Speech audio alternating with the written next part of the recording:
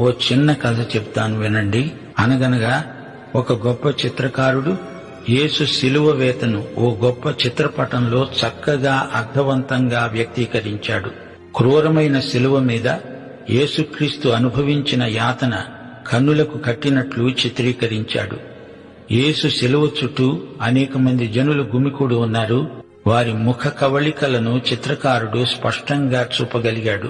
అదే చిత్రలేఖనంలో ఆ చిత్రకారుడు ఆ జనం మధ్య తనను కూడా చూపుతూ చిత్రం గీచాడు.